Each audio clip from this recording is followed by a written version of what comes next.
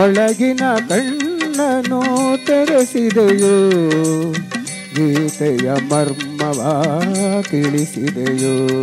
ಸಾಹಿತ್ಯ ನೋಡ್ದಲ್ಲೇ ಹಾಡ್ತಿರಲ್ವ? ಎಷ್ಟು ಹಾಡು ಗೊತ್ತಿದೆ ಸರ್ ತಮಗೆ? 1000ವರೆಗೂ ಹೆಚ್ಚು ಕಮ್ಮಿ ಹಾಡ್ತೀನಿ. ಶಬಾಷ್.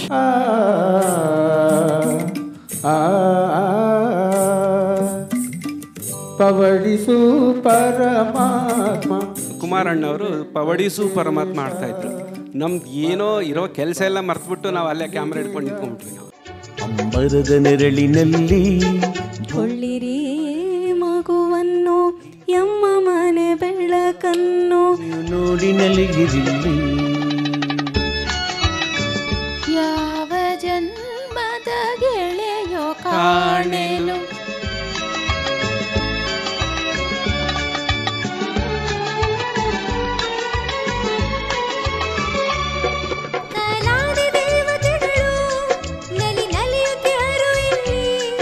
ಕನ್ನಡ ಎನ್ನುವುದು ಜೀವನದಿ, ಗಿರಿವನ ಸಂಪದ 2 ಬದಿ. ಪಂಪ ಮಹಾಚಲ ಜೋಡಿ ಶಿಖರಗಳು ರನ್ನನ ಉನ್ನತ ಧವಳಗಿರಿ. ಶಿವಶರಣರ ವಿಸ್ತಾರದ ಬಯಲು ಧುಮ್ಮಿಕ್ಕುವ ಹರಿಹರನ ಝರಿ. ಕೃಷ್ಣದೇವರಾಯನಾಳಿದಂಥ ವೈಭವದ ನಾಡು ನಮ್ಮದು. ಕಮನೀಯ ಕಲೆಗಳ ಬೀಡು ನಮ್ಮದು. ಕಲ್ಲು ಸಕ್ಕರೆಯಷ್ಟೇ ಸಿಹಿಯಾದ ಭಾಷೆ ನಮ್ಮದು.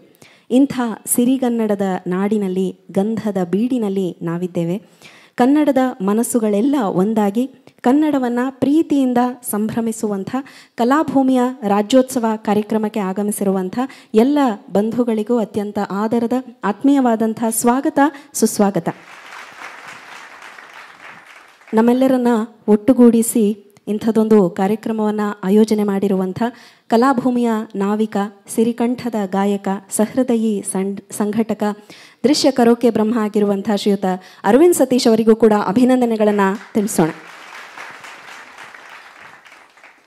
ಎಲ್ಲರಿಗೂ ನಮಸ್ಕಾರ. ನನ್ನ ಹೆಸರು ನಾಗರಾಜ್ ಅಂತ. ನಾನು ಹೆಸರುಘಟ್ಟ ರಸ್ತೆಯಲ್ಲಿ ಇರುವಂಥ MEI ಬಡಾವಣೆಯಿಂದ ಬರ್ತಿದ್ದೀನಿ. ಇಂದು ನಾವು ಹಾಡ್ತಿರೋಂಥ ಹಾಡು ಅತ್ಯಂತ ಪುರಾತನವಾದಂಥ ಕನ್ನಡದ ಮೊಟ್ಟ ಮೊದಲ ಕಲರ್ ಚಲನಚಿತ್ರವಾದಂಥ ಅಮರಶಿಲ್ಪಿ ಜಕಣಾಚಾರಿ ಚಿತ್ರದಿಂದ ಏನೋ ಎಂತೋ ಜುಮ್ಮೆಂದಿತು ತನುವು ಹಾಡನ್ನು ಹಾಡ್ತಾಯಿದ್ವಿ. ನನ್ನ ಜೊತೆಗೆ ಹಾಡ್ತಾ ಇರೋರು ಅತ್ಯಂತ ಮಧುರ ಗಾಯಕಿ, ಮಹಾನ್ ಕಲಾವಿದೆ, ನೋಡೋ ಮೂರ್ತಿ ಚಿಕ್ಕದಾದರೂ ಕೀರ್ತಿ ದೊಡ್ಡದು ಅನ್ನೋ ಥರ ಬಹುಮುಖ ಪ್ರತಿಭೆ ಶ್ರೀಮತಿ ಅರ್ಪಿತಾ ಬೆಂಕಿಪುರ್ ಅವರು.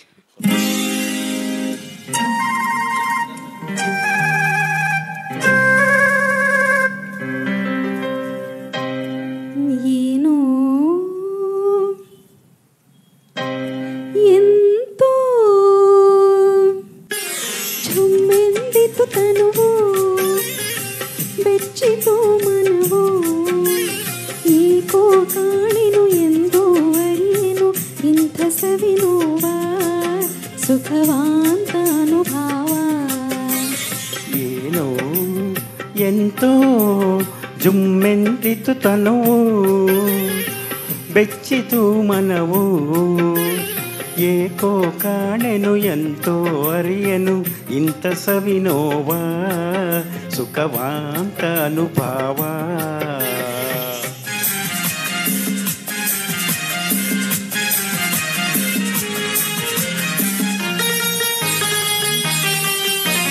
ಪ್ರಣಯ ಗಾಳಿ ಬೀಸೆ ತೆರೆಯಿತು ಕಣ್ಣ ಮನದೊಳಾಸೆ.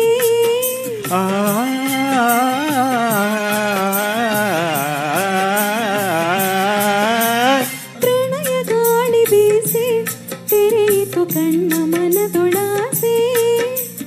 ನಿನ್ನ ಸೋಕಲು ಮೈ ಅರಳಿತು ಯೌವನ ಸೂಸಿ. ಏನೋ ಎಂತೋ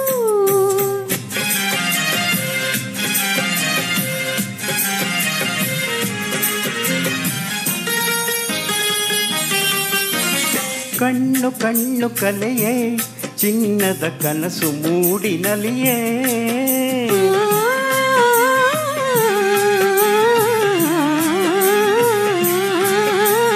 ಕಣ್ಣು ಕಣ್ಣು ಕಲೆಯೇ ಚಿನ್ನದ ಕನಸು ಮೂಡಿನಲಿಯೇ.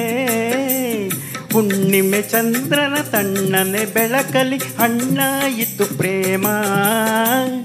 ಏನೋ ಎಂತೋ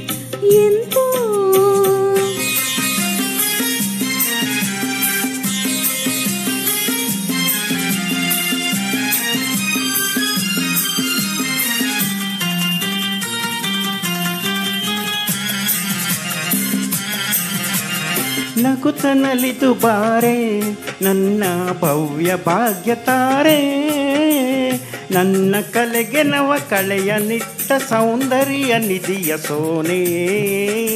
ಏನು ಎಂತೋ ಜುಮ್ಮೆಂದಿತು ತರು, ಬೆಚ್ಚಿತು ಮನವು ಏಕೋ ಕಾಣೆನು ಎಂತೋ ಅರಿಯನು ಇಂಥ ಸವಿನೋವ ಸುಖವಾಂತ ಅನುಭವ. ಧನ್ಯವಾದಗಳು.